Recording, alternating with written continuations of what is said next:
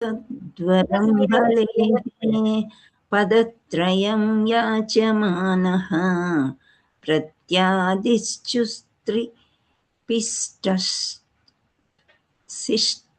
शिष्टవం. హరే కృష్ణ.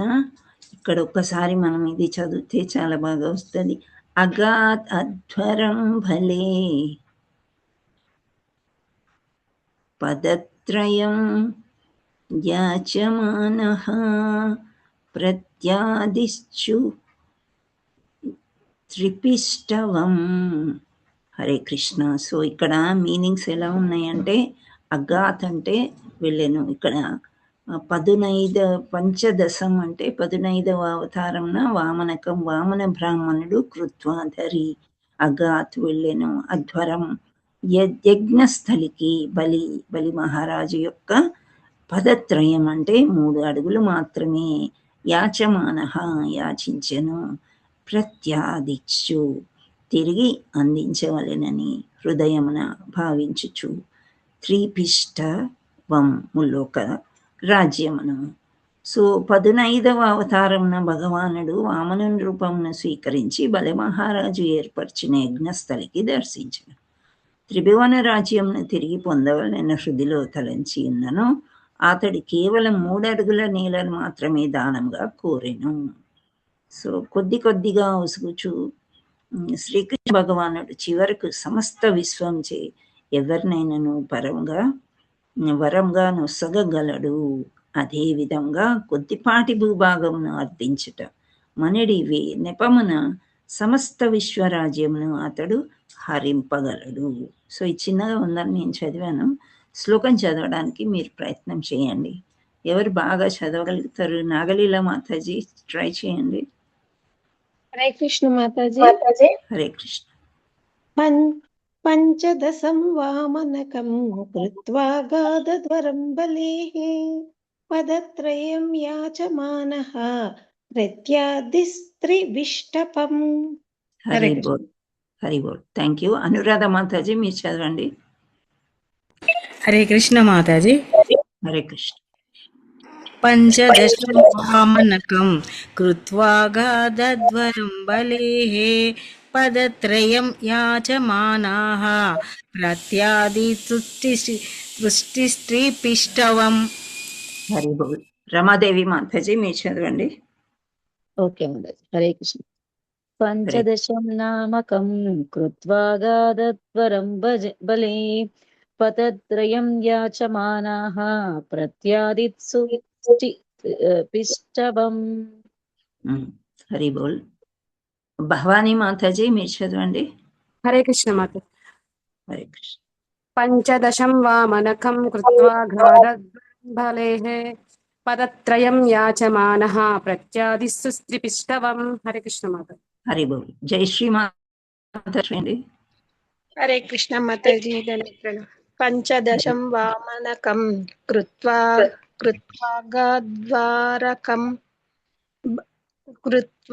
గాద్వరహం బలే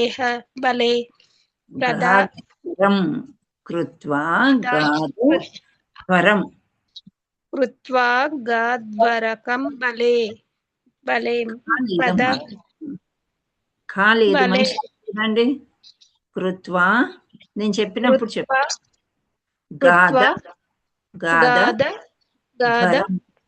ధ్వరం బలే పదత్రయం యాచమానవః ప్రత్యాదిస్త్రిష్టం. మాతాజీ మీరు కరెక్ట్ గా చూడాలి. ఇక్కడ మళ్ళీ చదవండి. పదత్రయం యాచమానః ప్రత్యాదిష్టవం.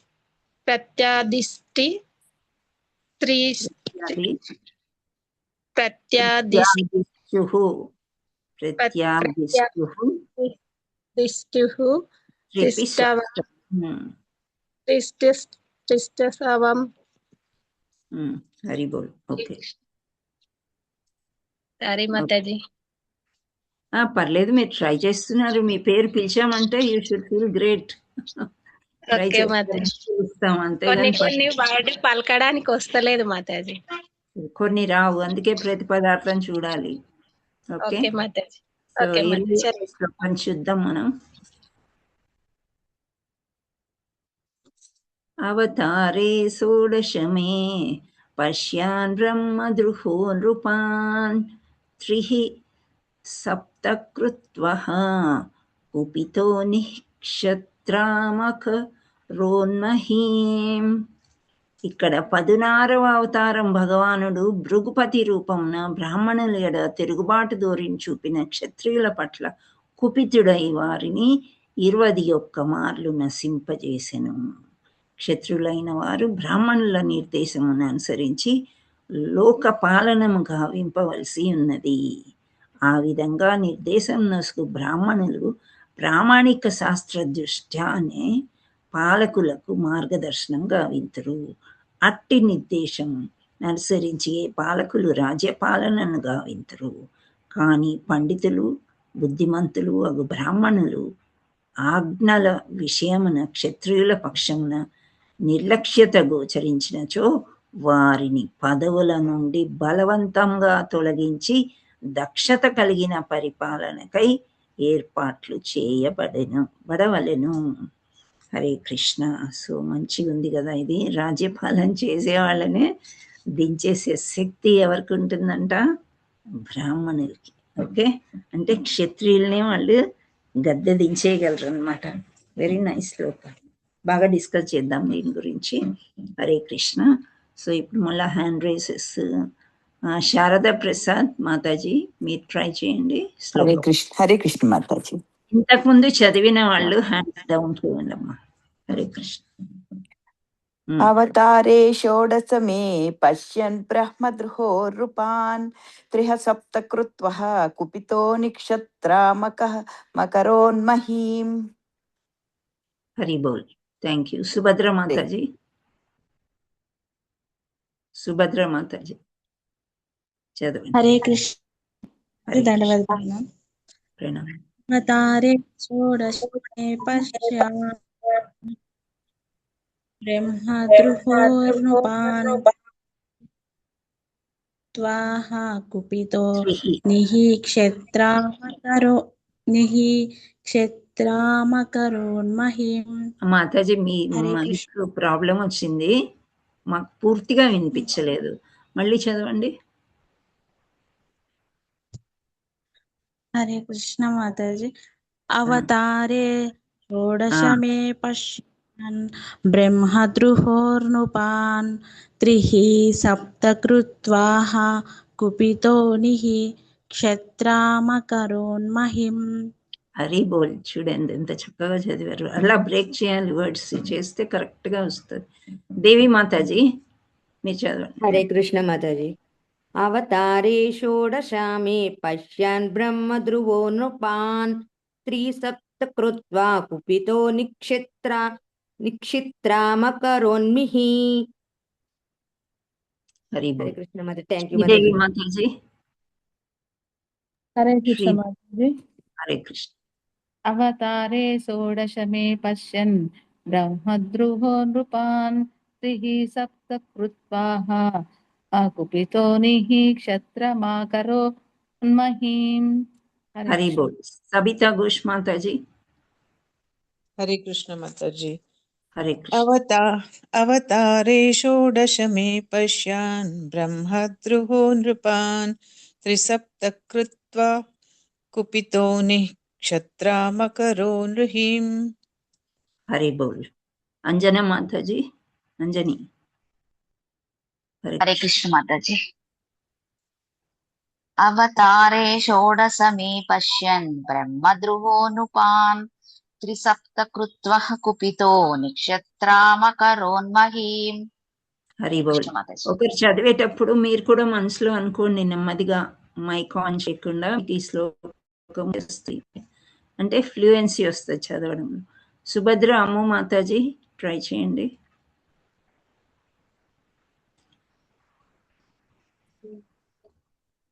హరే కృష్ణ మాతాజీ. హరే కృష్ణ.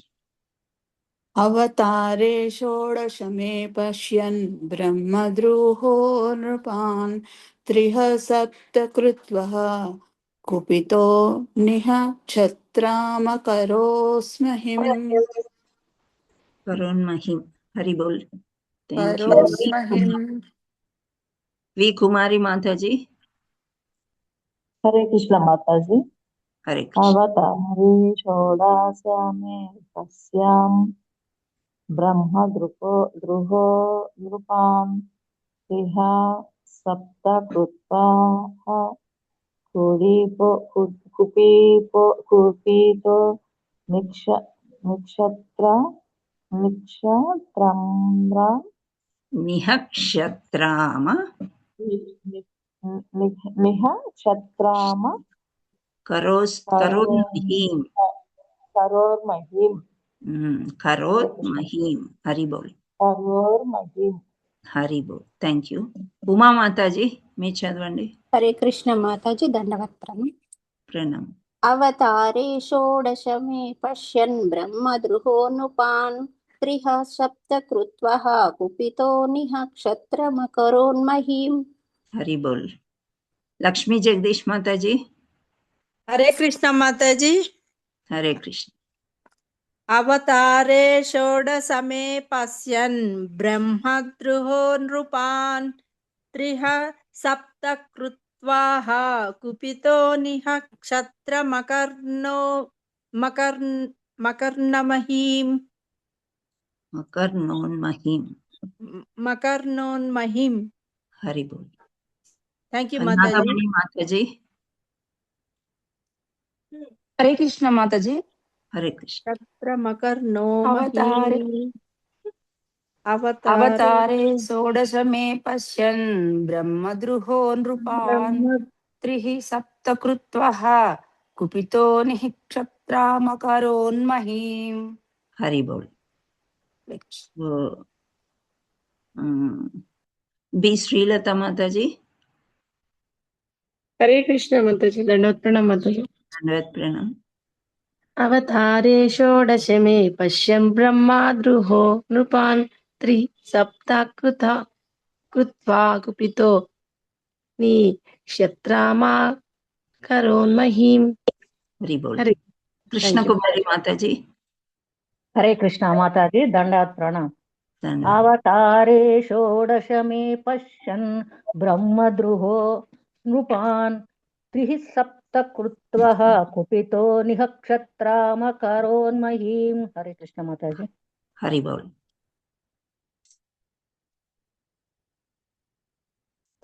నెక్స్ట్ ఈ శ్లోకం చదవండి। భవానీ మాతాజీ చదవండి। పంచదశం ఓకే పంచదశం వామనకం कृत्वा घातद्वरं बलेः पदत्रयं याचमानः प्रत्यादिस्सु स्त्रिपिष्टवम्। हरे कृष्ण। हरि बोल। रत्नकुमारी एस माताजी। హరే కృష్ణ మాతాజీ। హరే కృష్ణ। శ్లోకం నాకు అంతగా బాగా రాదు మాతాజీ। ప్రతిపదార్థం చదవండి। కృష్ణ మాతాజీ నేను చదువుతాను మాతాజీ శ్లోకం। నేను మళ్ళీ ఇస్తా ఛాన్స్। ప్రతిపదార్థం చదవండి। అగాత్ వెళ్ళెను, అధ్వరం యజ్ఞస్థలికి, బలే బలి మహారాజు యొక్క పదత్రయం 3 అడుగులు మాత్రమే, యాచమానః యాచించెను, ప్రత్యర్థిహు తిరిగి అందించవలెనని హృదయమున భావించును, త్రిపిష్టం ముల్లోక రాజ్యం। హరే కృష్ణ। హరే కృష్ణ। ఇప్పుడు వరలక్ష్మి మాతాజీ శ్లోకం చదవండి। ప్రణమ మాతాజీ। పంచదశం వామకృతం వామనకం కృత్వా గదాధ్వరం బలేః పదత్రయం యాచమానః ప్రత్యాదిస్తు పిష్టపం। హరి బోల్। Realme. Thank you Mataji. ఎవరు రియల్ మీ? హరే కృష్ణ మాతాజీ। చదవండి। పంచదశం వామనకం కృత్వా గాధద్వరం బలేః पदत्रयं याचमानः प्रत्यादिशिष्टमं हरे कृष्ण माता प्रत्यादिश्चु प्रत्यादिशिष्टमं త్రిపిష్టవం అని చదవాలి. స్వాతి గోవిందులు గోవిందు. హరే కృష్ణ. స్వాతి. హరే కృష్ణ మాతాజీ దండవత్ ప్రణామం. ప్రణామం. పంచదశం వామనకం కృత్వా గాదద్వరం బలేః పదత్రయం యాచమానః ప్రత్యాదిత్సు త్రిపిష్టకం. హరి బోల్. థ్యాంక్ యూ మాతా. ఓం అజ్ఞానతిమిరాంధస్య జ్ఞానాంజనాశలాకయా చక్షురున్మీలితం యేన తస్మై శ్రీగురవే నమః. శ్రీచైతన్యమనోభీష్టం స్థాపితం యేన భూతలే స్వయం రూపా కదా మహ్యం దదాతి స్వపదాంతికం.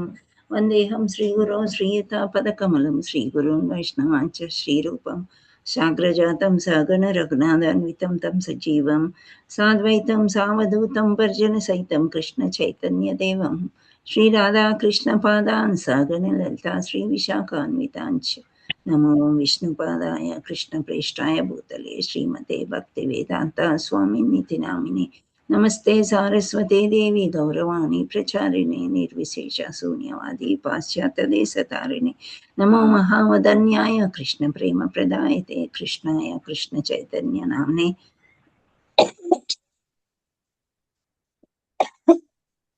गौरद्विषे नमः. जय श्री कृष्ण चैतन्य प्रभु नित्यानंद श्री अद्वैत गदाधर श्रीवासादि गौर भक्त वृंदा. हरे कृष्णा कृष्णा कृष्णा हरे हरे हरे राम राम राम हरे हरे. जय जय श्री चैतन्य जय नित्यानंद जय अद्वैत चंद्र जय गौर भक्त वृंदा. जय जय श्री चैतन्य जय नित्यानंद जय अद्वैत चंद्र जय गौर भक्त वृंदा. जय जय श्री चैतन्य जय नित्यानंद जय अद्वैत चंद्र जय गौर भक्त वृंदा. ओम नमो भगवते वासुदेवाय. ओम नमो भगवते वासुदेवाय. ओम नमो भगवते वासुदेवाय. नारायणं नमस्कृत्य नरं चैव नरोत्तमं देवीं सरस्वतीं व्यासं ततो जयमुदीरयेत्. नष्टप्रायेषु भद्रेषु नित्यं भागवतसेवया भगवते उत्तमश्लोके भक्तिर्भवति नैष्टिकी. कृष्णाय वासुदेवाय देवकी नंदनाय च नन्दगोपकुमाराय गोविन्दाय नमो नमः. मुखं करोति वाचालं भङ्गुं लङ्घयते गिरिमित्कृपातमहं वन्दे श्रीगुरुं दीनतारिणं परमानन्दमाधवं श्रीचैतन्य ईश्वरम्.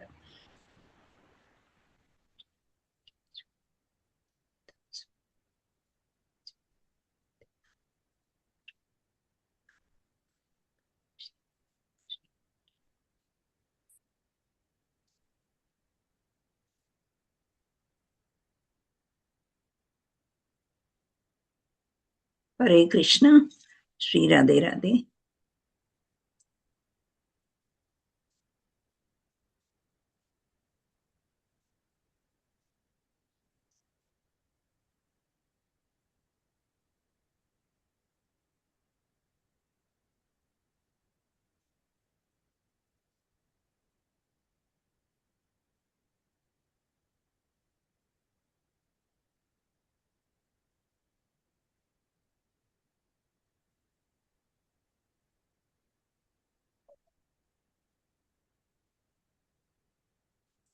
సో ఇప్పుడు మనము పంచదశం అని అంటే 15వ అవతారాలు మనం ఎన్ని నేర్చుకుంటున్నామంటే దాదాపు 24 అన్నమాట.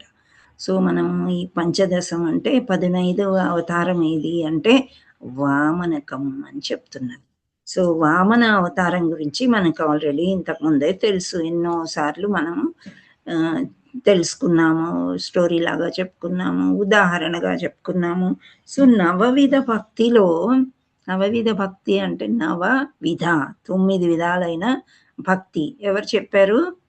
ప్రహ్లాదుడు చెప్పాడు. శ్రీమద్ భాగవతంలో ప్రహ్లాదుడు చెప్పాడు ఈ నవవిధ భక్తి మనం చేయాలి అని చెప్పేసి. సో లాస్ట్కి వచ్చేది ఏంటి? నవవిధ భక్తి ఎవరైనా చెప్పగలరా? శ్రవణం, కీర్తనం,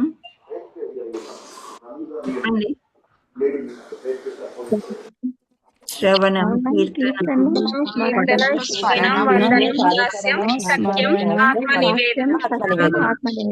లాస్ట్కి వస్తుంది ఆత్మ నివేదనం. ఆత్మ నివేదనం అంటే ఏంటి? మొత్తం మనకి మనమే సమర్పించుకోవడము. ఆత్మ ద్వారా మొత్తానికే సమర్పించుకోవడం, శరణాగతి పొంది ఇంకా అన్ని సమర్పించుకునే దాన్ని ఆత్మ నివేదనం అని అంటారు. సో బలి మహారాజు ఎవరు అంటే, మనము ఇంతకుముందు చదువుకున్నాము ప్రహ్లాదుడి గురించి. ప్రహ్లాదుడి గురించి ఎప్పుడు చదువుకున్నాము? నృసింహ అవతారం గురించి. నృసింహ అవతారము ప్రహ్లాదుడి కోసమే వచ్చాడు, అవునా? అవును మాతాజీ, అవును. లేకపోతే తండ్రి కొడుకులు ఏమైనా కొట్టుకోండి, చావండి అని చెప్పి భగవంతుడు వదిలేయలేదు. ఎందుకని? ప్రహ్లాదుడి కోసం వచ్చాడు. మనం కూడా కొట్టుకుంటూ ఉంటాం కదా, భార్యాభర్తలు కొట్టుకుంటుంటారు, తల్లి బిడ్డలు, రిలేషన్స్ లో మనకి ఎన్నో ఫైటింగ్స్. మన కోసం భగవంతుడు ఎందుకు రావట్లేదు? ప్రహ్లాదుడి కోసం ఎందుకు వచ్చాడు? మామూలుగా ఆలోచించి పరమ భక్తుడు మాతాజీ ప్రహ్లాదుడు. ఎప్పుడునో మనమంతా శుద్ధి కాలేదు మాతాజీ, మనమంతా శుద్ధ భక్తులం అయితే వస్తారు మాతాజీ. ప్రహ్లాదు గొప్ప ప్రహ్లాదుడికి భక్తుడు మాతాజీ కాబట్టి వచ్చాడు నమ్మకం మాతాజీ. ఉండింది, దేవుడు వస్తాడనే నమ్మకం కూడా ఉండింది, విశ్వాసం, భక్తి. అయితే నేనేమంటానంటే మనకు కూడా వస్తున్నాడు కానీ మనకు తెలియట్లేదు. దేవుడికి పక్షపాతం అనేది ఉండదు. వీడు నా భక్తుడు, వీడు నా భక్తుడు కాదు. ఇప్పుడు తల్లికి తండ్రికి 3 పిల్లలు ఉంటారు. సో వీక్ గా ఉండే వాళ్ళని వాళ్ళు ఎక్కువ చూస్తూ ఉంటారు కదా, పోనీలే పాపం అది చిన్నది అని ఒకసారి, దానికి బలం లేదని ఒకసారి, ఇలా చూస్తూనే ఉంటారు కదా. సో అట్లా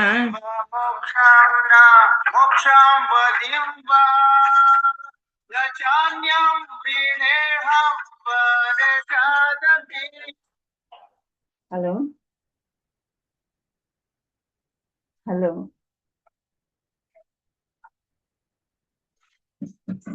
उधर नीचे वॉचमैन रहता है, इनको दे दे के चले.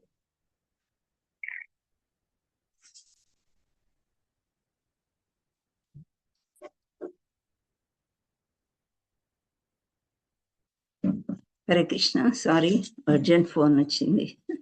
సో మనం ఎక్కడున్నాం? ప్రహ్లాద్. సో మనకు కూడా భగవంతుడు చూస్తూ ఉంటాయి. ఎలా అయితే తల్లిదండ్రులందరినీ సమానంగా చూసినా ఏదో వ్యత్యాసం మనకి కనిపిస్తుంది.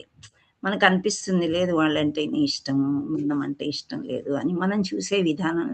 అలాగే భగవంతుడు ప్రతి ఒక్కరు ఎన్నిసార్లు చదువుకున్నాం మనం, క్రిమి కీటకాలని ఎలా చూస్తాడో మనం కూడా అంతే విధంగా అంతే బాగా చూస్తూ ఉంటాడు అనమాట. సమయం మన కర్మానుసారంగా కొన్నిసార్లు భగవంతుడే హెల్ప్ చేశాడు అనిపిస్తుంది, కొన్నిసార్లు అస్సలు మనల్ని పట్టించుకోవట్లేదు అని అనిపిస్తూ ఉంటుంది అనమాట. సో ప్రహ్లాదుడి కోసం వచ్చాడు. మనము 4వ అధ్యాయంలో శ్రీమద్ భగవద్గీతలో 4వ అధ్యాయంలో తెలుసుకున్నాం కదా. ఏమని తెలుసుకున్నాం? ఆ 2 శ్లోకాలు ఏంటి చెప్పండి? యదా యదా గ్లానిర్భవతి భారత ఇంకోటి పరిత్రాణాయ సాధూనాం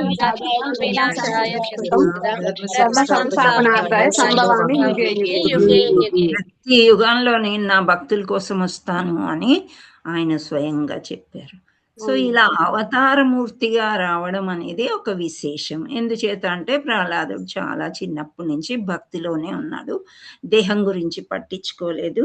సొంత తండ్రి అంత పనిష్మెంట్ ఇచ్చినా కానీ ఆయన పట్టించుకోలేదన్నమాట.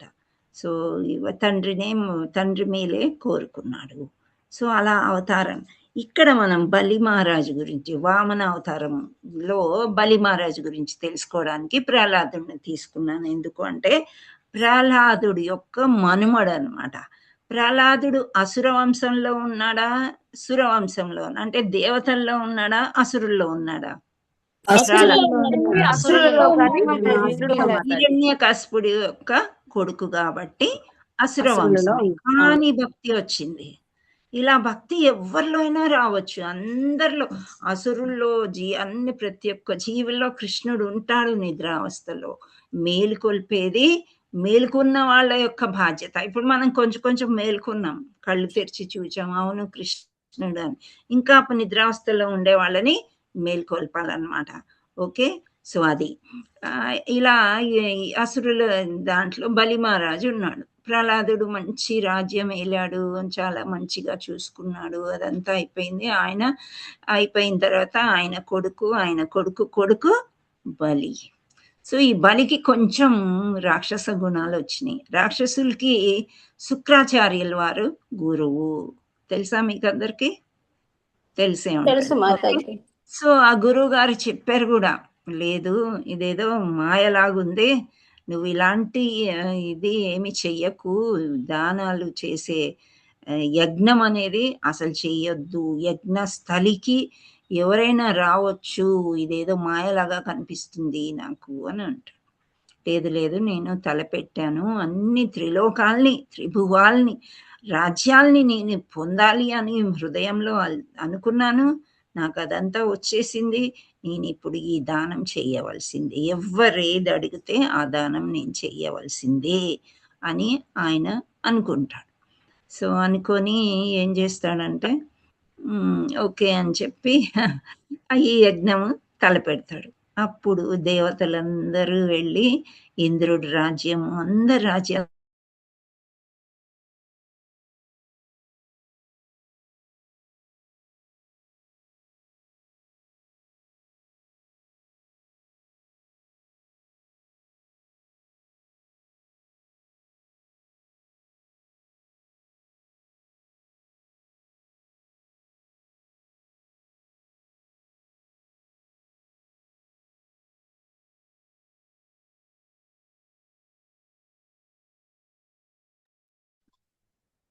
సౌండ్ రావట్లేదు మాతాజీ.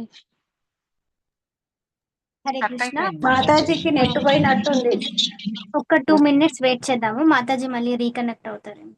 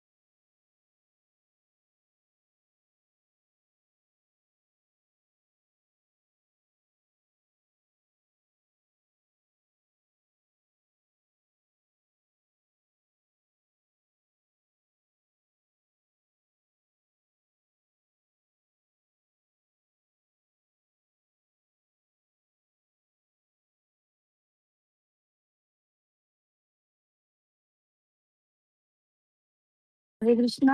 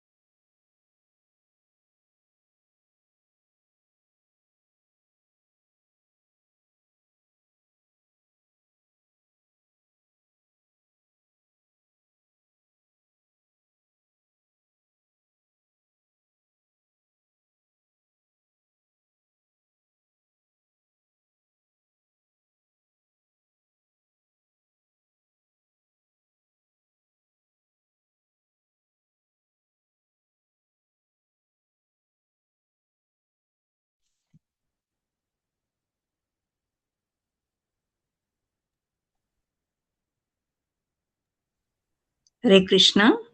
హరే కృష్ణ మాతాజీ. హరే కృష్ణ మాతాజీ. ఇది సడన్ గా పోయింది.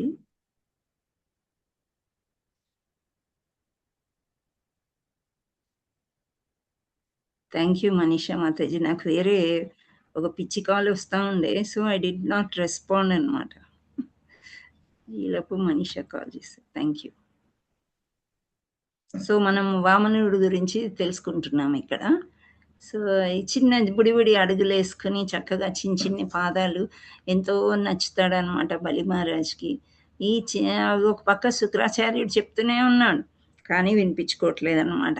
సరే ఏం కావాలి అంటే, రాజా నాకు 3 అడుగులు మాత్రమే కావాలి అంటే, ఇంత చిన్న అడుగులు ఎంత అడుగేస్తాడులే అనుకుని సరే అని ఒప్పుకుంటాడు. అప్పుడు వాళ్ళు చూడండి, రాక్షసులైన ఒక మాట ఇచ్చారంటే అలా నిలబెట్టుకునేవాళ్ళు అనమాట. మాట ఇచ్చాను కదా, ఇది జరగవలసింది, అది ఎంత కష్టమైనా సరే. ఈ హరిశ్చంద్రుడి స్టోరీలో కూడా మనం చూస్తూ ఉంటాం. ఆయన సత్యం పలకడానికి ఎన్నో బాధలు పడుతూ ఉంటాడనమాట. సో ఆ రకంగా ఈయన మాట ఇచ్చేసాను కదా అని చెప్పి శుక్రాచార్యుల వారి మాటని వినకుండా సరే బాబు తీసుకో అంటాడు. సో కడుగు ఎక్కడ? హరే కృష్ణ. హరే కృష్ణ. సో ఒక అడుగు మొత్తం భూమిని అంతా ఆక్రమించేస్తాడు. 2వ అడుగు ఆకాశాన్ని అంతా ముల్లోకాల్ని ఆక్రమించేస్తాడు. ఇంకెక్కడ ప్లేస్ లేదు. సో అప్పుడు అడుగుతాడు 3వ అడుగు ఎక్కడ వేయాలి?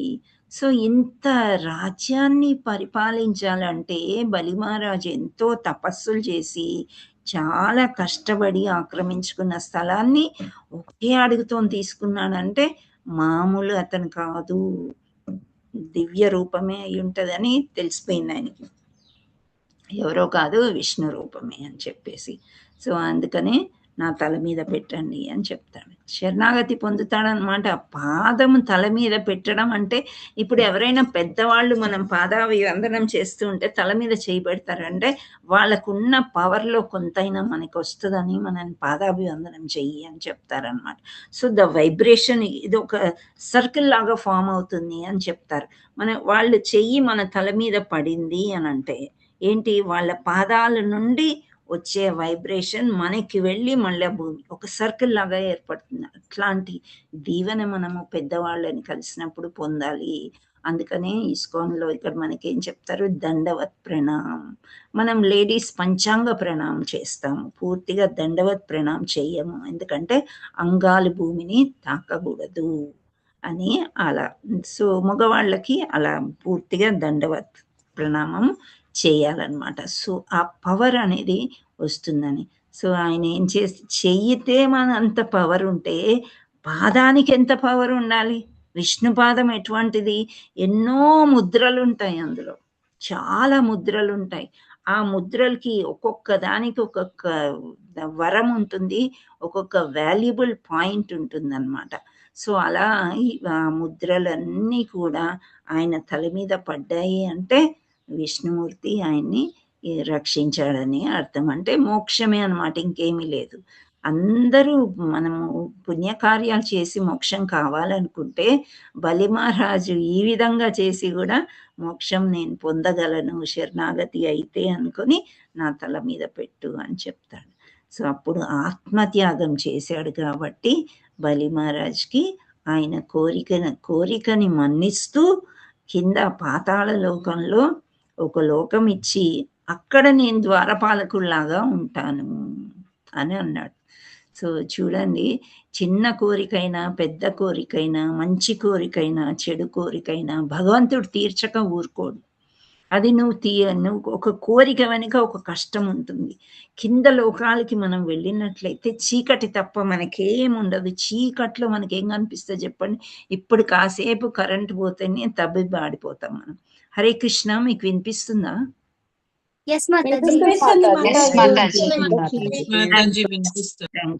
సో అంత చీకట్లో అటువంటి రాజ్యాన్ని ఏలడం ఎందుకు అసలు? కానీ అందులో కూడా మరి పాపాలు చేసిన వాళ్ళు అటు వెళ్తారు కదా, అది కూడా అవసరమే. సో అది ఇప్పుడు మనం మామూలుగా ఇక్కడ అందరూ మినిస్టర్ లాగా ఉండాలి, లేకపోతే మంచి హోదాలోనే ఉండాలి అనుకోకుండా గవర్నమెంట్లో కొందరు జైలర్స్ అవుతారు కదా, జైల్ని కూడా చూసుకోవాల్సిన వాళ్ళు ఉంటారు కదా. జైలర్స్. అంటే దొంగల్ని చూసుకోవాల్సిన వాళ్ళు, అమ్మో వీడు బయట మర్డర్ చేసి వచ్చాడు నన్ను చంపేస్తాడేమో అని ఆఫీసర్ అనుకోడు. అనుకుంటాడా? పోలీసులందరూ పట్టుకొచ్చి బందీ చేసి ఆ చైన్స్ వేసి కట్టేసి ఒక రూమ్లో బంధిస్తే వాడికి పూట పూటకి తిండి అందుతుందా లేదా ఈ జైలర్ చక్కగా చూసుకోవాలి ఆ దొంగని కూడా. సో ఇక్కడ ఉదాహరణ ఎందుకు చెప్పానంటే అట్లాంటి నివాసానికి కూడా భగవంతుడు వెళ్ళిపోతాడు అనమాట. వెళ్ళిపోయి అక్కడ రాజ్యపాలన నువ్వు చేసుకొని అయినా నువ్వు కావాలనుకున్నావు కదా, నీకు ఒక లోకాన్నే ఇచ్చాను నేను, సో సుతల లోకం ఇస్తాడు, ఇచ్చి అందులో ఉండు అని చెప్పి అక్కడ పంపిస్తాడు అనమాట. అక్కడ ద్వారపాలకుల్లాగా ఉంటాడు. ఇంకా కూడా శ్రీకృష్ణుడు అందరికీ సేవ చేస్తూనే ఉంటాడు. ఎవరెవరికి సేవ చేశాడో చెప్పండి. ఇంకెవరికైనా సేవ చేశాడా? అర్జునుడికి రథసారథి అవుతాడు మాతాజీ. ఎస్, అర్జునుడికి రథసారథి అవుతాడు. సో ఇలా ఉదాహరణకి మనం చెప్పుకోవచ్చు అంటే మంచి శుద్ధ భక్తిత్వం ఉండి భగవంతుడినే నమ్ముకుని భగవంతుడినే శరణాగతి పొందినప్పుడు తప్పకుండా భగవంతుడు మనకి సేవ చేయాలి అని ఎప్పుడు మనం కోరుకోకూడదు. కానీ భగవంతుడి లక్షణం అది, వెళ్ళి చేయాలి, నా భక్తుడిని నేను రక్షించాలి అనుకున్నాడు. సో అన్ని తప్పులు చేసేసి రాజ్యాలు వెళ్ళి అన్ని చేసి కూడా లాస్ట్కి ఏం చేశాడు? ఆత్మత్యాగం చేశాడు. ఆయన శరణాగతి పొంది ఆత్మనివేదన చేసుకున్నాడు. సో ఆత్మనివేదన చేసుకున్నాడు కాబట్టి బలి మహారాజ్కి అలా దొరికింది. ఇంకా ఇక్కడ భాష్యంలో శ్రీల ప్రపాదుల వారికి జై ఆయన ఏమంటున్నారు, కొద్ది కొద్దిగా వసుగుచు శ్రీకృష్ణ భగవానుడు చివరికి సమస్త విశ్వాన్ని ఎవరికైనాను వరముగా నొసగగలడు. అదే విధంగా కొద్దిపాటి భూభాగంను అర్జించేటనడి నెపమున సమస్త విశ్వరాజ్యాన్ని అతడు హరింపగలడు. సో ఇది మనం ఇంతకుముందు కూడా తెలుసుకున్నాం. భగవంతుడు చిన్న దానికే పొంగిపోయి ఎక్కువ ఇవ్వగలుగుతాడు. ఎవరికి ఇస్తాడు ఎక్కువ చెప్పండి? ప్రసాదం తీసుకు సుధామ అటుకులు ఏమీ లేవు, చిరిగిపోయిన తన ఈ కొంగులో అటుకులు పట్టుకుని వస్తాడు. ఆ అటుకులు తిని ఎంతో ప్రసాదిస్తాడు. ఇంకొక స్టోరీ కూడా మనం తెలుసుకున్నాం కదా, మణులు రత్నాలు మాణిక్యాలు ఆ పళ్ళు అమ్ముకునే ఆవిడకి ఇస్తాడు కదా. ఆమె కృష్ణుడు 4 గ్రెయిన్స్ ఇస్తాడు అంతే. ఆ గ్రెయిన్స్ కి బదులుగా పళ్ళన్నీ తీసుకుంటే ఆ గ్రెయిన్స్ అన్ని కూడా మణులు మాణిక్యాలు. సో మనం ప్రేమతోని ఏ చిన్న వస్తువు ఇచ్చినా, ఏమీ ఇవ్వకపోయినా అడగడు, ఎందుకంటే ఆయన పెద్ద ఐశ్వర్యవంతుడు. లక్ష్మీదేవి ఆయన దగ్గర ఉన్నప్పుడు ఆయన ఏమడుగుతాడు? మనం ఎంత ఇచ్చినా, మొత్తం ప్రపంచం ఆయనకి ఇచ్చినా అవసరం లేదు. మనం అనుకుంటాము, ఓ నేను 1,00,000 డొనేట్ చేశాను, నేను 2 అవన్నీ ఆయనవే అని మనం అనుకోవాలి. మార్నింగ్ కూడా మంచి ఎగ్జాంపుల్ చెప్పారు. అది ఏంటో మనకి మన అదృష్టము. ఇక్కడ శ్లోకం వచ్చేదే ముందు రోజు పొద్దున్న ఎక్కడో ఒక దగ్గర సేమ్ ఎగ్జాంపుల్ ఇస్తారనమాట ఆచార్యులు. సో పొద్దున్న హిస్ గ్రేస్ వరదకృష్ణ ప్రభు చెప్తున్నారు, అన్ని భగవంతుడివే, మనవి అనుకుంటే మనకు అహంకారం వస్తుందంట. సో చిన్న పిల్లవాళ్ళు స్కూల్కి వెళ్తారు కదా, మనం తల్లిదండ్రులు స్కూల్లో జాయిన్ చేస్తారు, పెద్ద లిస్ట్ ఇస్తారు అక్కడ స్కూల్లో, బుక్స్ అని, పెన్సిల్స్ అని, colour pencils, slate, books, rubbers, bag, ఇన్ని మనం కొంటాం, కొని వాడికి ఇస్తాం. వాడు చాలా సంతోషంగా అన్ని సర్దుకుంటాడు, రోజు స్కూల్కి వెళ్తుంటాడు, వస్తుంటాడు. మనకి ఏదైనా అవసరం వచ్చి వాడు పెన్సిల్ రబ్బర్ మనం తీసుకున్నాం అనుకోండి, ఏమంటారు పిల్లలు? ఏమంటారు చెప్పండి? నాది పెన్సిల్ అంటారు. నాది, నువ్వెందుకు తీసుకోనని కింద పడి దొర్లి ఏడుస్తారు. అది వాడిది అని వారికి చెప్పారు, మన తల్లిదండ్రులు కదా కొనిచ్చింది, కానీ వాడిది అనుకుంటారు. అదే విధంగా మనం కూడా అట్లా అనుకుంటామంట, ఇది మనది మనది అని చెప్పేసి, కానీ అంతా కూడా భగవంతుడే. తల్లిదండ్రులు ఏదైతే ఇచ్చి మర్చిపోతారో అదే విధంగా భగవంతుడు కూడా మనకిచ్చి మర్చిపోతాడంట.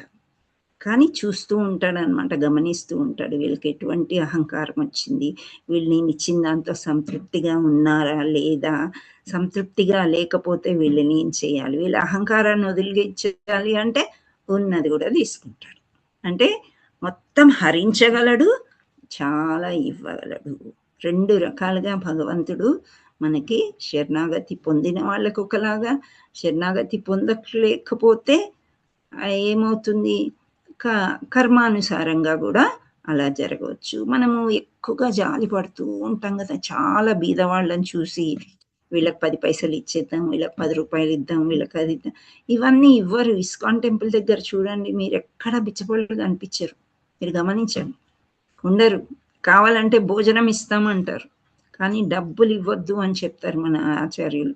ఎందుకంటే మనకి కొన్ని డబ్బులు వస్తాయి, కొందరికి చాలా ఇస్తాడు భగవంతుడు, వద్దంటే కూడా వస్తుంది. అంటే ఏదో జన్మలో వాళ్ళు చాలా పుణ్యం చేశారు, పైగా అది సద్వినియోగం చేస్తున్నారేమో వాళ్ళు. అందుకనే భగవంతుడు కొందరిని బాగా రిచ్ చేస్తాడు, కొందరిని బీదరికంలో ఉంచుతాడు. పూర్వజన్మలో వాళ్ళు చేసుకున్నారేంటో, కానీ వాడు కడుపు నిండేటట్టు భగవంతుడు చూస్తాడు. మనం ఎక్కువ డబ్బులు ఇచ్చామనుకోండి, మనకి ప్రభు ఒకసారి చెప్తా ఉండే క్లాస్లో ఏంటంటే, పోనీలే కాలు లేదు చేయలేదు హరే కృష్ణ అన్నాడు కదా అని చెప్పి డబ్బులు ఇస్తే ఈవినింగ్ వాడు లిక్కర్ బాటిల్తో కనిపించాడంట. సో అలా డబ్బులు ఎలా సద్వినియోగం చేయాలో వాళ్ళకి తెలియదు. నిజంగా వాళ్ళకి ఆకలిస్తే కొంచెం ప్రసాదము స్వీటో ఏదో కొని ఇవ్వండి, టిఫిన్ లాంటిది. అలా ఈ రోజుల్లో అవి కూడా స్వీకరించట్లేదు వాళ్ళు. ఎందుకంటే ఒక పూట ఎంత పడుతుందండి భోజనం, పట్టినంత తిని మిగిలింది డబ్బులు ఉంటే మళ్ళీ మా ఇష్టం ఉన్నది మేము తింటామని వాళ్ళు చెప్తూ ఉంటారు. రకరకాలుగా మాట్లాడతారు. అండ్ మంచిగా కాళ్ళు చేతులు ఉండేవాళ్ళు కూడా మనకి చౌరస్తాల మీద కార్లలోంచి అక్కడిక్కడి నుంచి అడుగుతూ ఉంటారు. మరి కార్ డోర్ ఓపెన్ చేసి విండో ఓపెన్ చేసి మనం ఇవ్వడం మూలాన వాళ్ళకి ప్రాబ్లమ్స్, మనకేం కాదు. మన దగ్గర ఉండొచ్చు డబ్బులు, కానీ ఆ లైట్స్ వెలిగినప్పుడు ఆఫ్ చేసినప్పుడు వాళ్ళు ఇటు అటు పరిగెత్తడం, any danger can happen. So అందరు కూడా సమస్తం మనం ఆపేయాలి. యాక్చువల్లీ ఇది పోలీస్ వాళ్ళ డ్యూటీ, ఎక్కడ రాకుండా రోడ్డు మీద. కానీ వాళ్ళకి కొంత డబ్బు ముట్ట చెప్తారు కాబట్టి మనకందరికీ తెలిసిందే, ఫ్రాంక్గా అందరికీ తెలుసు. కానీ ఎక్కడ స్టార్ట్ అయింది ఎక్కడ ఎండ్ అయింది అని మనకు తెలియదు. సో మనం స్టాప్ చేయొచ్చా? చేయొచ్చు. ప్రతి ఒక్కరు కూడా ఇవ్వకూడదు, ఎవరికి డబ్బులు ఇవ్వకండి. మీకు డబ్బులు ఎక్కువైతే తీసుకెళ్ళి హుండీలో వేయండి. కృష్ణ కాన్షియస్ ఇస్కాన్ టెంపుల్ వెళ్ళి అక్కడ వేయండి, అక్కడ దానం చేయండి, అది సద్వినియోగం అవుతుంది. కోట్ల మందికి భోజనాలు పెడుతూ ఉంటారు ఇస్కాన్ వాళ్ళు. సో అలా చేయండి, అంతేగాని ఇవ్వకూడదు అనమాట. సో ఇక్కడ భగవంతుడు అందరికీ ఇస్తాడు, అందరి దగ్గర నుంచి తీసుకునే అవసరం అయితే తీసేసుకుంటాడు. సో హరించుకుపోయింది. శ్రీల ప్రభుపాదికి జై. ఎంత బాగా చెప్పారు ఇక్కడ అంటే, ఆయన కూడా చాలా రిచ్. ఒక సమయంలో ఆయన ఎంతో రిచ్ అన్నమాట. వాళ్ళకి ఫార్మాస్యూటికల్ కంపెనీస్ ఉండేవి. సో అక్కడి నుండే మందులు తీసుకునేవారంట మన first prime minister Jawahar Lal నెహ్రూజీ. వాళ్ళ ఫ్యామిలీకి వెళ్ళే మందులు సప్లై చేసేవారంట. And highly educated in English medium అన్నమాట. ఇంత ఉన్నవాడు ఒక్కసారి లాస్ వస్తుందంట, ఏమీ ఉండదు, ఇంకా అన్నీ లాస్ అయిపోయింది. కంపెనీస్ అన్నీ మూసుకుపోవడము, డబ్బులు లేకపోవడము జరిగితే అప్పుడు పిల్లలు అప్పటికే పెద్దవాళ్ళు అయిపోయారు. పిల్లలు భార్య, సరే నువ్వు ఎలాగో సన్యాసం పుచ్చుకున్నావు కదా, నువ్వు వద్దులే ఇంకా మాకు అని అనుకుంటే ఆయన మనసులో ఎంతో సంతోషించాడంట. ఈ భవబంధాలని వదిలించుకోవడానిక నువ్వు నాకు ఇంత లాస్ చేసావు, నాకు పట్టెడు అన్నం నువ్వు పెట్టలేవా అనుకొని చక్కగా బృందావనం వచ్చేసి ఆయన శ్లోకాలన్నీ మన శ్రీమద్ భాగవతం భగవద్గీత అనువాదించుకుంటూ అక్కడ ఉండిపోయారనమాట. సో అక్కడ ఉండిపోయడమే కాకుండా ఆయన 40 రూపీస్ కష్టంగా ఎక్కడి నుంచో తీసుకుని ఆ 40 రూపాయలు పట్టుకొని అప్పుడు గుర్తొచ్చింది ఆయనకి, నా గురువు చెప్పింది నేను ఎందుకు వినలేదు, వయసులో విని ఉంటే ఎలా ఉండేది అని చెప్పి, ఇప్పటికైనా పర్వాలేదు, నాకు ఉంది ఆయుష్ ఇంకా ఉందేమో, నేను ఇది చెయ్యాలనే నేను బ్రతుకున్నానని. 69 ఏళ్ళు అంటే మనకి ఏమంటాము, సీనియర్ సిటిజన్స్ టేక్ రెస్ట్ అంటారు. ఆయన రెస్ట్ తీసుకోలేదు, లేదు నేను నా గురువు చెప్పింది నేను వినాలి అని చెప్పేసి అప్పుడు పాశ్చాత్య దేశం వెళ్ళాడు అనమాట. వెళ్ళి ఆయన ఎందుకు ఇక్కడ భారతదేశంలో ప్రచారం చెయ్యమని చెప్పలేదు అంటే, ఇక్కడ వినరు తొందరగా సామాన్యంగా. సో అక్కడ వాళ్ళు వింటారు, నువ్వు వెళ్ళు. నేను ఇక్కడ ట్రై చేశాను. గురువు అంటారనమాట, నేను ఇక్కడ మఠాలు కట్టాను, గుళ్ళు కట్టాను, ఎన్ని కట్టినా కానీ నాకేమీ డెవలప్మెంట్ కనిపించలేదు. పుస్తకాలు ప్రింట్ చేయి, నీ దగ్గర డబ్బులు ఉంటే నువ్వు పాశ్చాత్య దేశానికి వెళ్ళి స్థాపించు, కృష్ణ మంత్రం అక్కడ చెప్పించు అని అన్నాడు. సో అందుకని ఆయన గురువు మాట విని పాశ్చాత్య దేశానికి వెళ్ళాడు. ఆయన వెళ్ళేటప్పుడు 2 సార్లు హార్ట్ అటాక్ వస్తుందంట. వస్తే అసలు వేరే వాళ్ళు అయితే తిరిగి వెళ్ళిపోవాలా లేదా అక్కడే చచ్చిపోవాలి. ఆయన ఒకటే మాట చెప్పాడంట, కృష్ణ నీవు ఏమి నిర్ణయించుకున్నాను, నీ పడవ ఎక్కిచ్చావు, ఎందుకు వెళ్తున్నాను, ఆ పర్పస్ అనేది యూస్ఫుల్ అవ్వాలి కాబట్టి నీవే చూసుకో అని చెప్పి ఆయన వెళ్ళి స్థాపించారు. ఆయనే లేకపోతే మనకి కృష్ణ కాన్షియస్నెస్ అంటే ఏమో తెలీదు. మనం వేరే దేవుళ్ళకి దేవతలకి పూజ చేసినట్టే కృష్ణుడికి కూడా ఒక మాల వేసేసి దండం పెట్టుకుని దీపం పెట్టుకునేవాళ్ళం. కానీ ఈ శ్రీమద్ భాగవతం భగవద్గీత అనేది మనం చదవాలి. అది చదవాలని మనకి మన గురువే నేర్పించారనమాట. సో ఈ సందర్భంగా మనం గురువుని కూడా తలుచుకున్నాం. సో నెక్స్ట్ అవతారానికి మనం వెళ్దాం. ఏమంటే అవతారే షోడశమే అంటే 16వ అవతారము. 16వ అవతారం ఏంటి అని తెలుసుకోవాలి అంటే మనకి ఇక్కడ ఎవరు అంటే భృగుపతి. సో 16వ అవతారం భగవానుడు భృగుపతి రూపమున బ్రాహ్మణుల తిరుగుబాటు ధోరణి చూపిన క్షత్రియుల పట్ల కుపితుడై వారిని 21 మార్లు నశింపజేసెను. సో క్షత్రియులు అంటే ఎవరు అంటే రాజ్యపాలన చేసేవారు క్షత్రియులు. సో ఇక్కడ మనకి కులాలు, ఇప్పుడు బ్రాహ్మణులని, వైశ్యాస్ అని, మనకి బోల్డని కులాలు ఉన్నాయి కదా, ఇవన్నీ మనం సృష్టించుకున్నాయి. కానీ క్షత్రియులు అనే వాళ్ళు ఎవరంటే రాజ్యపాలన చేసేవాళ్ళు. ఇప్పుడు chief minister, prime ministers, all ministers, educational, వీళ్ళందరూ కూడా క్షత్రియుల కులానికి వచ్చిన వాళ్ళు అని మనం ఈ చాతుర్వర్ణ మయాసుష్టం అని భగవంతుడు చేసిన దాని వర్ణాలని బట్టి అలా వస్తుంది. సో బ్రాహ్మణులు అనేది వేదాలు చదివి ఉన్నారు కాబట్టి వాళ్ళకి మంచి జ్ఞానం ఉంటుంది. మనం ఎందుకు ఏదైనా డౌట్ వస్తే గురువులకి కాల్ చేసి ఏం చేయాలి అని అడుగుతాము, వాళ్ళకి కొంచెం జ్ఞానం ఉంది కాబట్టి. అలాగే బ్రాహ్మణుల నిర్దేశం అనుసరించి లోకపాలనం గావింపవలసి ఉన్నది. ఎప్పుడైనా ఈ రాజ్యపాలన చేసేవాళ్ళు బ్రాహ్మణులను అనుసరించి ముహూర్తాలు చూడడం కానీ, పక్కవాడు ఇలా యుద్ధం చేస్తున్నాడు, ఈ సమయాలు ఏ విధంగా ఉన్నాయి, నేను ఏమి చేయాలి అని అడగాలి. సో అలా బ్రాహ్మణుల్ని గౌరవించాలి. ఆ విధంగా నిర్దేశనస్కు బ్రాహ్మణులు ప్రామాణిక శాస్త్ర దృష్ట్యా పాలకులకు మార్గదర్శకం గావింతురు. వాళ్ళే చెప్తారనమాట. ఇప్పుడు మనము ఉదాహరణకి తీసుకున్నట్లయితే జనక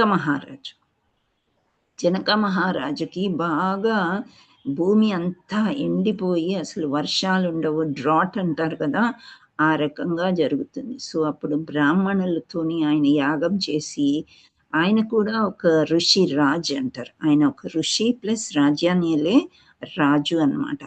అండ్ సో ఆయన ఈ బ్రాహ్మణుల సలహా మీద యాగం చేసి అప్పుడు వర్షాలు వస్తాయి అన్నమాట. అదే దున్నుతున్నప్పుడే సీతమ్మ వారు కనిపిస్తారు. సో అలా చాలా స్టోరీస్లో మనము ఇవి ఏకాదశి స్టోరీస్లో కూడా మనకి ప్రాబ్లం వచ్చినప్పుడు రాజులు అడవులకి వెళ్ళి, ఆశ్రమాలకి వెళ్ళి ఋషుల్ని ప్రశ్నలు అడుగుతారు కదా, అప్పుడు వాళ్ళు ఈ విధంగా చేస్తే ఇలా బాగుంటుంది అని. ఎందుకు అంటే వాళ్ళు శాస్త్రాల్ని చదివారు, వాళ్ళ పనే అది. శాస్త్రాల్ని బాగా ఆకలింపు చేసుకున్నారనమాట. శాస్త్ర పాలకులకు వాళ్ళు మార్గదర్శకం చూపిస్తారు, ఇలా చెయ్యండి రాజా, ఇలా చేస్తే మీకు ఇలా ఉంటుంది అని. అట్టి నిర్దేశం అనుసరించి పాలకులు రాజ్యపాలన గావింతురు. కానీ పండితులను బుద్ధిమంతులను అగు బ్రాహ్మణుల ఆజ్ఞలను విషయంన క్షత్రియుల పక్షంన నిర్లక్ష్యత గోచరించినచో వారిని పదవుల నుండి బలవంతంగా తొలగించి దక్షత కలిగిన పరిపాలకులై ఏర్పాట్లు చేయబడెను. సో ఇంతకుముందు మనము వేణు మహారాజు అని చదువుకున్నాం. పృథు మహారాజు వచ్చాడు కదా, పృథు అవతారం అని చెప్పుకున్నాం. ఆయన వేణు మహారాజు చాలా చెడ్డ రాజు అనమాట. సో ఆయనకి సంతానం లేకుండానే ఆయన చనిపోయే పరిస్థితి ఎలా బ్రాహ్మణుల ద్వారా మంత్రోచ్చారణ ద్వారా ఆయనని బహిర్గతం చేసేశారు. ఆయన చనిపోయినాక మంత్రాల ద్వారా మళ్ళా విష్ణుమూర్తిని రప్పించారనమాట. సో ఈ బ్రాహ్మణులకి అంత పవర్ ఉంటుంది, అంత పవర్ ఉంటుంది అనమాట. సో ఎప్పుడైతే ఈ పాలక వర్గం మాట వినదో, పాలక వర్గము మాట వినలేదు, వినకపోతే అప్పుడు ఏమైంది, బ్రాహ్మణులు వాళ్ళని బహిర్గతం చేయవలసింది. కానీ ఇప్పుడు పరిస్థితుల్లో మనకి ఏముందో చెప్పండి ఒకసారి. ఇప్పుడు పరిస్థితి మనం అందరికీ ఓట్లు ఎందుకు వేస్తాము? హరే కృష్ణ. మంచి పాలన ఉండాలని, మంచి మంచి పాలన ఉండాలని. కానీ ఆ మనిషి కొద్ది రోజులకే మనకి ఏదో రంగు కనిపిస్తుంది కదా, వేరే రంగు. అవునా కదా? మనం అనుకున్నట్లు వాళ్ళు చేస్తారు. వాళ్ళు వాగ్దానాలు ఇస్తారు కానీ అవి నెరవేర్చరు మాతాజీ. వాళ్ళవి మనం వింటాం, అరే నిజమే కదా, వీళ్ళు వస్తే మనకి బాగా చూస్తారు కదా అని మనం అనుకుంటాం. కానీ అది ఎంతవరకు నిజము అని మనకి తెలియదు అనమాట. అది ప్రాక్టికలీ అయ్యేటప్పుడే మళ్ళీ ఇంకోసారి ఇంకొకరు వస్తే బాగుండు, వాళ్ళు కూడా అంతే చేస్తారు. ఈ రాజ్య పాలన అనేది ఎవరో ఎక్కడో కొన్ని మంచి జరుగుతాయి, కొన్ని చెడు జరుగుతాయి అనుకోండి. అస్సలు మంచి చేయలేదు అని కాదు. ఇప్పుడు మనకి ప్రస్తుతం అయితే ఏమంటారు దాన్ని,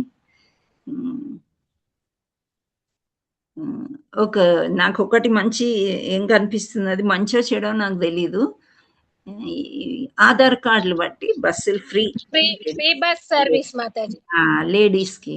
సో అది కానీ ఆ రష్కి వాళ్ళు ఏమంటున్నారంటే, అమ్మో టికెట్లు ఉన్నప్పుడే బాగుండేది, ఈ రష్కి భరించలేక అందులో వెళ్ళాలనిపించట్లేదు అని కూడా అంటున్నారు అనమాట. సో అలా ఏది చేస్తే ఏది బాగుపడుతుందో ఆ బస్సు కోసం నిరీక్షించి కూర్చొని వెళ్ళి, సో కొన్ని కష్టాలు కూడా ఉన్నాయి. కాకపోతే జేబులో పైసలు లేనప్పుడు ప్రయాణించడం అనేది ఈజీ కదా, మొత్తం తెలంగాణ అంతా తిరిగేయచ్చు వాళ్ళు. కానీ మాతాజీ అందరూ చాలా పిచ్చిగా కూడా తిరిగేస్తుండ్రు, పని లేకున్నా కూడా అన్ని తిరిగేసి చాలా వేస్ట్ చేస్తుండ్రు. ఎప్పుడైనా ఫ్రీ అనేది పెట్టొద్దు మాతాజీ, అందరికి ప్రాబ్లమ్స్ వస్తాయి. అది మనం గమనించాలి. ప్రయాణం చేస్తున్నారు. ఇప్పుడు ఇంకోటి భూములు ఇస్తారు, పట్టాలు ఇస్తారు. ఇప్పుడు 1,00,000 ఇల్లు. ఇప్పుడు ఏ క్యాబ్ ఎక్కినా, ఏ ఆటో ఎక్కినా పాపం వాళ్ళు అదే మాట్లాడుతున్నారు. 6 లక్షలు ఇవ్వాలంట, మనం 6 లక్షలు ఖర్చు పెడితే వాళ్ళు 1,00,000 భూమి ఏదో ఇస్తాడంట. మరి దానికి ఎంత వాల్యూ ఏంటో నాకు తెలియదు. కానీ ఇప్పుడు వీడి దగ్గర 6 లక్షలు ఉంటే ఫ్రీ భూమి ఎందుకు తీసుకుంటాడు? ఇవి మనకు అర్థం కావు కదా, నాకైతే అర్థం కాలేదు అది. సో ఇలా ఉంటుందన్నమాట. అంటే ఇలాంటి రాజ్య పాలకులు ఉన్నట్లయితే పూర్వకాలంలో ఋషులందరూ వేలకు వేలు ఋషులు ఉండేవారు. ఇప్పుడు మనం వేదాలు చాలా తక్కువ చదువుతున్నాం. మన బ్రాహ్మణులు ఉన్నారు కదా, గుడిలో అర్చన చేయాలంటే ఒక టికెట్ తీసుకోవాలి. రోజు వెళ్ళిన వాళ్ళనైతే బాగా గుర్తుపడతారు, లేకపోతే ఏదో మనకు కొంచెం కూడా అర్థం కాదు వాళ్ళు ఏం చదువుతున్నారు అసలు. అలా ఉంటుంది. అదే మనం ఇస్కాన్కి వెళ్ళామనుకోండి, మనకు డివోటీస్, మన own God sisters, God brothers కలిస్తే మనకి ఎంతో ఆనందం వేస్తుంది. అక్కడ మనం ఒక్క నయ పైసా మనం తీసుకెళ్ళకపోయినా సరే ఆ భగవంతుడే మన అలా పిలిపించుకున్నాడా అని అనిపిస్తుంది. అక్కడ ఎవరికి ఏమి ఇంపార్టెన్స్ ఉండదు, నువ్వు టికెట్ తీసుకున్నావా తీసుకోలేదా ఏమీ ఉండదు, అందరూ ఒకటే అనమాట భగవంతుడి దగ్గర. సో ఆ డిఫరెన్స్ అనేది మనకి వేద పండితుల ద్వారానే తెలుస్తుంది. నైమిషారణ్యంలో లక్షల మంది ఋషులు ఆ సమయంలో. ఇప్పుడు మనం ఎక్కడ కనిపిస్తున్నారు చెప్పండి? అలా మంచిగా వేదాలన్నీ చదివిన వాళ్ళు చాలా తక్కువ అయిపోయారు. వాళ్ళకి ఆ పవర్ ఉందంట, ఏది తీసేసేది. సో భృగు మహర్షి అలాంటి అదొక అవతారం అన్నమాట. భృగు మహర్షి స్టోరీ మీకు తెలుసా ఎవరికైనా? గర్వాన్ని ఎలా అణచాలి అనేది తెలుసు మాతాజీ, చెప్పండి. అదే విష్ణు ఫస్ట్ బ్రహ్మ దగ్గరికి వెళ్తాడు మాతాజీ, వాడు ఆయన పట్టించుకోడు. దాని తర్వాత కైలాసానికి వెళ్తాడు, ఈవెన్ పార్వతీ పరమేశ్వరులు కూడా వాళ్ళు కూడా పట్టించుకోరు. లాస్ట్ కి విష్ణుమూర్తి దగ్గరికి వెళ్తాడు, ఆయన పట్టించుకో ఉంటాడు. కానీ నన్ను ఎక్కడికి వెళ్ళినా ఎవరు నన్ను పట్టించుకోవట్లేదు అని చెప్పేసి ఆయన వక్షస్థలం మీద తంతాడు. అప్పుడు అమ్మవారి కోపం వచ్చి, లక్ష్మీదేవి కోపం వచ్చి ఆవిడ వెళ్ళిపోతుంది. ఈ లోపల ఏం చేస్తాడంటే, నేనేమి చూడకపోవడం కాదు, నేను అదేంటి అలా వెళ్ళిపోతారు ఏంటని చెప్పి ఆయన పాదాలు పట్టుకుంటాడు. పాదాల దగ్గర అలా నొక్కేటప్పటికి ఆయనకున్న అహం తగ్గిపోతుంది. హరిబోల్. సో ఇక్కడ ఈ ఋషులు ఏంటంటే ఈ క్షత్రియుల్ని అప్పుడప్పుడు పరీక్షించేవాళ్ళంట. సో ఆయన పరీక్షిస్తారనమాట. భృగు మహర్షి త్రిమూర్తులనే పరీక్షిద్దాం అనుకున్నాడు ఆయన. ఇప్పుడు ఒక్కసారి ఒక లీడర్షిప్ వచ్చింది అనుకోండి, అప్పుడు బాగా అహంకారం పెరిగిపోద్ది. ఓ నేనే లీడర్ ఈ గ్రూప్కి, అది ఇది అని చెప్పేసి అహంకారం పెరిగిపోయి కన్ను మిన్ను కానకుండా ఉన్నాం అనుకోండి, అప్పుడు భృగు మహర్షి లాంటి ఎవరో ఒకరు వస్తారనమాట. వచ్చి మనకి అణగదొక్కడానికి ప్రయత్నం జరుగుతుంది. ఎప్పుడైతే మునగ చెట్టు అంటారు కదా, ఎంత పైకి ఎదిగితే అంత కూలిపోతుందంట. సో భృగు మహర్షి ఆయనకు బాగా అహంకారం పెరిగిపోయింది. నేనే దేవుణ్ణి, నేనే అన్ని చేయగలను, త్రిమూర్తుల్ని నేను ఒకసారి పరీక్షిస్తానని అనుకుంటాడు. సో ఇది శ్రీమద్ భాగవతంలో ఉన్న కథ అన్నమాట. సో అది ఏం చేశాడు, ఒకసారి సరస్వతీ నదీ తీరంలో మహర్షులు ఒక యజ్ఞం నిర్వహించారంట. ఆ యజ్ఞంలో ఒక సందేహం వచ్చింది. బ్రహ్మ, విష్ణు, శివ వీటిల్లో అత్యున్నతుడు ఎవరు అనేది ఇప్పుడు మనం అందరం కూర్చుంటే ఏమైనా డౌట్లు వస్తాయి కదా అలా. సో దీనికి సమాధానం తెలుసుకోవడానికి భృగు మహర్షిని పంపించారంట ఋషులందరూ కలిసి. సో ఒక్కొక్కసారి నువ్వు వెళ్తావా అని, అమ్మో నేను వెళ్ళను, వరదకృష్ణ ప్రభు దగ్గరికి వెళ్ళి మీరు ఈ ప్రశ్న అడిగిరండి అంటే నేను వెళ్ళను అంటారు. కానీ కొందరు నేను వెళ్ళగలను అని అనుకుంటారు. అలా భృగు మహర్షి అనుకున్నాడు, సరే నేను వెళ్తాను అని. సో దీనికి సమాధానం తెలుసుకోవడానికి భృగు మహర్షి పంపించారంట. ఫస్ట్ ఆయన బ్రహ్మ దగ్గరికి వెళ్ళాడు. సో భృగు మహర్షి తన తండ్రి అయిన బ్రహ్మదేవుణ్ణి నమస్కారం చేయలేదంట. ఇప్పుడు పెద్దవాళ్ళ దగ్గరికి వెళ్ళినప్పుడు ఫస్ట్ దండవత్ అని నమస్కారం చేస్తాం కదా. సో భృగు మహర్షి నమస్కారం చెయ్యలేదన్నమాట. సో బ్రహ్మదేవుడు కోపగించుకున్నప్పటికీ అంటే లోపల ఆయనకు అనిపించింది అనమాట. ఇప్పుడు పిల్లలు దగ్గర ఉన్నప్పుడు రోజు పాదాభివందనం చేస్తే అది వేరే విషయం, ఆ కుటుంబానికి అలా నేర్పిస్తే చేస్తారు, లేకపోతే చెయ్యరు కదా. సరే పండగలప్పుడన్నా చేస్తే మంచిది, అప్పుడు కూడా చెయ్యట్లేదు. లోపల అనుకుంటారు వీడి తల్లిదండ్రులకి వాళ్ళకి దండం పెట్టడానికి కూడా కష్టం అవుతుంది అని ఊరుకుంటారు. సో అప్పుడు ఏమనుకున్నాడు బ్రహ్మ, సరేలే పోనీ వీడు నా కొడుకే కదా, ఈతడు నా కుమారుడే అని భావించి తన కోపాన్ని అదుపులో పెట్టేసుకున్నాడంట. సో ఇది ఎటువంటి గుణం అంటే దీన్ని రజోగుణం అని అంటారు. అంటే అటు తామస గుణం కాదు, ఇటు పూర్తిగా సత్వగుణం కాదు అన్నమాట. సో ఆ రజోగుణంలో బ్రహ్మ ఉంటాడు. నెక్స్ట్ సరే శివుడి దగ్గరికి వెళ్తాడు, కైలాసానికి వెళ్ళినప్పుడు శివుడు ఆనందంగా భృగు మహర్షిని ఆలింగనం చేసుకోవడానికి వచ్చాడంట. ఎవరు? శివుడు. కానీ భృగు మహర్షి ఆయనను తిరస్కరించాడు.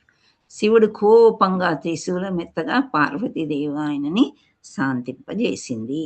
సో భృగు మహర్షి గురించి అందరికీ తెలుసు, దేవతలకి అందరికీ తెలుసు కాబట్టి ఇక్కడ ఆలింగనం చేసుకుందామని అనుకునే లోపల భృగు మహర్షి గర్వంతో పక్కకు జరిగాడట. జరిగితే అప్పుడు ఈ శివుడికి చాలా కోపం వస్తుంది. కోపం వచ్చేసి త్రిశూలం తీశాడంట. తీసే లోపల పార్వతీదేవి అడ్డుపడింది అనమాట. భృగు మహర్షి ఎవరు అనుకున్నారు, అలా చేయకూడదు అని చెప్పి శాంతింపజేసింది. సరే దీన్ని తామస గుణం అని అంటారు. శివుడు ఎప్పుడు తామసన్నే చెప్తూ ఉంటాడు. అంటే ఏంటి అంటే తామస గుణంలో సంబంధం కలిగిన కార్యాలను నిర్వహిస్తారు. కోపం వస్తుంది, తొందరగా మనకి ఆవేశం వస్తుంది, అవన్నీ అన్నమాట. నెక్స్ట్ ఇంకా వైకుంఠానికి వెళ్తాడు. శ్రీ మహావిష్ణువు లక్ష్మీదేవితో విశ్రాంతి తీసుకుంటూ ఉన్నాడు. సో భృగు మహర్షి వెళ్ళి విష్ణుమూర్తి వక్షస్థలాన్ని కాలుతో తంతాడు.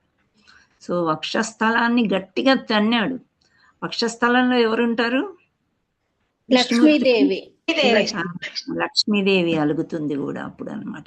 అయితే శ్రీ మహావిష్ణువు వెంటనే లేచి, మహర్షి మీ పాదం గట్టిగా వక్షస్థలం తాకింది, మీ పాదానికి ఏమైనా నొప్పి కలిగిందా, దయచేసి కూర్చోండి అని ఆహ్వానించాడంట. ఇప్పుడు మనం ఎవరైనా ఒక తన్నుదంతే దిగ్భ్రాంతికి లోనవుతాం కదా, ఇదేంటి వీళ్ళు కాలుతో తన్నారు అని అనుకుంటామా లేదా? ఎవరైనా తన్నారు, పైగా వాళ్ళ మీద మనకు చాలా కోపం వస్తుంది, ఓ నీ కాళ్ళ దగ్గర ఉన్నానా నేను అని. కానీ విష్ణుమూర్తి అందరికంటే పెద్ద దేవాది దేవుడు కాబట్టి ఆయనకి ఎటువంటి కోపం రాలేదు. ఆయనకు అర్థమైపోయింది అనమాట ఏంటి అని చెప్పి. సో నీ పాదానికి నొప్పి అయితే కలగలేదు కదా అని చెప్పేసి ఆయన దయచేసి కూర్చోండి అన్నాడంట. సో ఆయనని భృగు మహర్షి పాదాలను పట్టుకొని సేవ చేశాడు. సో ఈ కథలో మనం చెప్పుకునేది ఏంటంటే, బ్రహ్మ రజోగుణానికి అధిపతి, శివుడు తమోగుణానికి సంబంధించిన కలిగిన కార్యాలకి నిర్వహిస్తాడు. ఆ తర్వాత విష్ణు శుద్ధ సత్వమూర్తి, అపారమైన క్షమ, దయ, వినయం కల వాడు అన్నమాట. సో భృగు మహర్షి యజ్ఞస్థలికి తిరిగి వచ్చి శ్రీ మహావిష్ణువే పరమ పురుషుడు, పరమేశ్వరుడు అని ప్రకటించాడు. సో ఈ కథ భగవంతుని క్షమ, కరుణ, వినయం మరియు భక్త వాత్సల్యాన్ని తెలియజేస్తుంది అని చెప్తారు. సో ఇంకొక ఇది 10వ స్కందంలో ఉంది శ్రీమద్ భాగవతం. మనం 10వ స్కందం అంటే ఎన్ని సంవత్సరాలు పడుతుందో మనకు తెలియదు. మీ దగ్గర పుస్తకాలు ఉంటే ట్రై చేసి రెఫర్ చేసుకోవడానికి ప్రయత్నం చేయండి. ఓకే. అండ్ ఇంకొక స్టోరీ ఏం చెప్తాడు, భృగు మహర్షి బొటన వేలు కాలిలో ఉండేది ఒక కన్ను ఉంటుందంట. సో ఆ కాలికి సేవ చేసినట్లే చేసి ఆ కాలిలో ఉన్న బొటన వేలులో ఉండే కన్నుని చిదిమేస్తాడంట విష్ణుమూర్తి. అప్పుడు ఆయన గర్వభంగం జరుగుతుంది అని కూడా చెప్తారనమాట. సో భృగు మహర్షి ఎవరో కాదు, ఆయన కూడా ఒక అవతారం. అండ్ ఈయన నుండి వచ్చే అవతారాలు కూడా చాలా ఉన్నాయని చెప్తారు. అవి ఏంటంటే పరశురాముడు అని విన్నారా? విన్నాం మాతాజీ. చాలా కోపం కదా ఆయనకు కూడా. అవును మాతాజీ. సో కోపంగా ఉండే వాళ్ళందరూ కూడా ఇక్కడ భృగు నుండి వచ్చిన వారే అని చెప్తారు. 16వ అవతారమైన భగవానుడు భృగుపతి రూపమున బ్రాహ్మణుల ఎడ తిరుగుబాటు ధోరణి చూపిన క్షత్రియుల పట్ల కుపితుడై వారిని 21 మార్లు నశింపజేసాను. ఒక్కసారి కాదు, 2 సార్లు కాదు, 24 times. సో 20 to 24 times వాళ్ళని నశింపజేసి వాళ్ళకి రాజ్యాలు ఇవ్వకుండా ఇలా చేశారనమాట. This is what some what like small punishment అనమాట. నీకు ఒక రాజ్యాన్ని ఇచ్చినప్పుడు ఆ రాజ్యాన్ని పరిపాలించాలి, లేదు అనుకుంటే తప్పకుండా మీకు ఏదో ఒక పనిష్మెంట్ ఎక్కడో ఒక దగ్గర దొరుకుతుంది అని చెప్పటం అన్నమాట. హరే కృష్ణ కృష్ణ కృష్ణ హరే హరే, హరే రామ రామ రామ హరే హరే. श्रील प्रपाद की जय, गुरु महाराज की जय, श्रीमद् भगवद गीता की जय, श्रीमद् भागवतम की जय, श्री श्री श्री राधा मदन मोहन की जय, जगन्नाथ बलदेव सुभद्रा माई की जय, चैतन्य निताय गौर प्रेमानंदे हरि हरि बोल. वांछा कल्पतरुभ्यस्य कृपा सिंधुभ्य एव च पतितानां पावनेभ्यो वैष्णवेभ्यो नमो नमः. All glories to the assembled devotees, all glories to the assembled devotees, all glories to the assembled devotees. Hare Krishna. Thank you. మీకు ఇంకా ఏమైనా ప్రశ్నలు ఉంటే మీరు అడగవచ్చు.